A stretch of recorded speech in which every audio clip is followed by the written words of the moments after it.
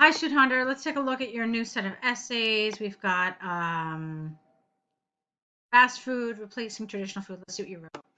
Experts throughout both the developing and developed world have debated whether junk food taking over conventional healthier food has a positive or negative impact on the public.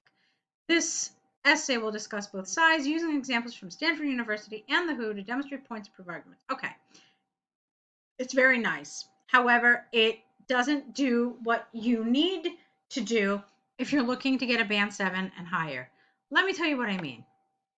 So, all right, here's the task, right? And then they have this question for you. Every IELTS task 2, has some sort of a command, okay? It can either say discuss both views and give your opinion, or discuss the advantages and disadvantages, or like this one, it could say to what extent do you agree or disagree. Every essay has something like that. And if you look at the band descriptors under task achievement at band 7, it says presents a clear position throughout the essay.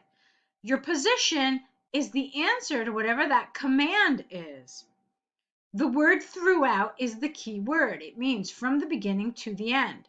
So if you're looking to get a band 7 or higher, then whatever your answer to this is, it should be clear from the beginning of your essay and be consistent throughout. Okay? So just telling me that you're going to discuss both sides is not what the essay has asked you to do. It's asked you very directly to what extent you agree or disagree. So this really just needs to be redone, okay? And instead, it needs to present your position. And you could say something like, in my opinion, I think XYZ, okay? And this essay will discuss my viewpoint with arguments to support my opinion, okay? Something like that. Now, when you give your position, you can be 100% in favor, 100% against, or you can even give a more nuanced response saying, that, well, on the one hand, I kind of agree with this, but I also think this. You can do that in an essay like this. Anyway, I don't want to go into any more into that right now. Let's see what you actually wrote. On the one hand, there is ample evidence that processed food from fast food chains has made lives easier for various groups of people. The central reason behind this is threefold. Firstly, it provides a cheaper alternative to healthier meals, which is beneficial, especially for people who cannot afford to buy groceries every day. Secondly, it saves a lot of time in cooking, which is helpful for bachelors and for families in which both the husband and wife are working. This allows them to focus more on work, thereby increasing productivity. For example, recent empirical research by Stanford University demonstrated that the employees of more than 80% of the successful startups in Silicon Valley prefer eating breakfast and lunches with their colleagues in nearby fast food restaurants. Therefore, it's clear that fast food is helping numerous people in their day-to-day lives. All right, hold on a minute. You said threefold, so now I'm confused. Look, you said, firstly, cheaper alternative. Secondly, saves time when people are working, allows them to focus, and then you give us examples. So it's not threefold, it's twofold. Okay? So what did you essentially tell us? You told us that it's cheap for single people and it's a time saver. Okay. On the other hand, although there is a case for burgers, pizzas, and fried chicken benefiting society, the impact of nutritious home-cooked meals cannot be overstated. This is largely because conventional meals provide all the necessary micro and macronutrients, whereas processed food is high in calories and does not provide all the essential nutrients required for the proper functioning of the body. These high-calorie junk foods lead to obesity, which is prevalent in developed countries. For example, hold on a second. All right, I got confused here. Let me try this one more time. This is largely because conventional meals provide all the necessary micro and macronutrients, whereas processed food is high in calories and does not provide all the essential nutrients required for the proper function. Fine. These high-calorie junk foods, fine. Lead to obesity, fine. For example, an extensive study by the World Health Organization showed that in the United States, the number of people who consume junk food on a daily basis has increased by 40%, which directly resulted in a 25% increase in the obesity rate in the last decade. Consistent with this line of thinking is that people who frequently consume processed food are at a greater risk of developing cancer and other chronic diseases in the future. Thus, it is possible to state beyond doubt that the increase in junk food consumption has been detrimental to the lives of millions of people. Okay. From the arguments and examples given, I firmly believe that the replacement of healthier meals with processed food is a negative development for society as a whole.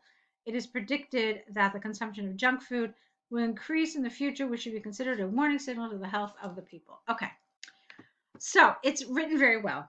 All right, the grammar, the vocabulary, I had to correct very little, if anything, and it was very nice. Now let's go back to what I told you in the beginning, which is where my issue was. And then I want to tell you a couple of other things. Remember how the essay was phrased. It said, families, individuals, and society. You used the words, but I wanted you to be a little more maybe deliberate about it, a little more clear who you're talking about, okay? So when you talked about when it was beneficial, bachelors, okay, individuals, and families, okay, fine, that makes sense, I get it. What about how it affects society as a whole? Okay, where did you tell me that? So, okay, here you were talking about health,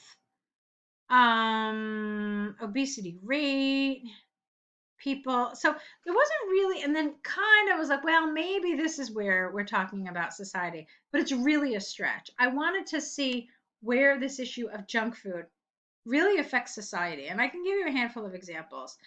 One example of where it affects society is in food culture. Okay. A lot of our culture is passed down from generation to generation through food. Okay. Traditions and customs and so forth. So when we substitute those traditional foods with fast foods, a lot of that is lost over time. And that, affects the society, doesn't it? Okay. So that's one thing you could have talked about. Another thing you could have talked about is if you've got an obese and an unhealthy society with diabetes and cancer and all these other stuff that you talked about, then that really creates a strain on the society. It creates a strain on the health system, creates a strain on the working population, and so society suffers. Okay, that's how you could have done it. So I wanted this whole thing about society to be a little clearer. I was fine with individuals and families here. Okay, but again, remember, it's not about discuss both sides. This, for me, was the biggest problem. You weren't discussing both sides. You needed to be more specific. You could have said, in my opinion, while fast food may provide benefits to individuals and families, on the whole, this trend is negative for society. That's really what you're trying to say in this essay. And so that would have been a much more precise topic sentence, which actually reflects what you talked about in your essay. And that's what I want to see. Okay? All right. Let's go to your letter. Oh, okay. You were supposed to visit your friend. Fine. Dear Maria, how are you? I hope this letter finds you well. You're not going to believe this, but I recently visited London for a 2-day business trip. I'm so sorry that I was not able to catch up with you during my trip. I know it's been a long time since we last met. Initially, I had planned to do a surprise visit to your apartment after my business meeting, but unfortunately, things didn't go as planned. I came to London to attend business meetings with my clients, but the meeting got extended and I had to work on some deliverables for the client. I was so overwhelmed with work that I couldn't make some time to meet you. However, I'm planning another trip to London next weekend. I'd be delighted if we could spend time together and do some shopping. I'm really excited about seeing you, and I know I owe you a coffee and a cupcake as an apology for not visiting you last time. And again, I'm so sorry for not visiting you the previous time. I hope you can forgive me. Okay. Okay. I really liked it. You could see I didn't correct anything. I have one concern. It says you had a plan to visit your friend. I think what they mean here is that you and your friend had plans. All right. Not that you had planned this surprise visit, because this seemed rather strange to me. Like, why are you apologizing so profusely for a surprise visit your friend didn't even know about? That seemed rather strange to me. So I think what they want here is for this to be I know I was supposed to visit you. I know we had plans to go to see a play and have dinner, but my meetings got extended. That's what they're looking for here. Okay. So I thought you did a really, really nice job of it. I liked everything. That was the one thing I wasn't really thrilled about. Another thing that I want you to be, let's see. I'm wondering if maybe you needed all these paragraphs. I pretty much think that, yeah, I wanted this one up here. I didn't want this to be its own paragraph. I wanted this one to be attached to this one. So I wanted you to have 1, 2, 3 paragraphs and then this kind of closing.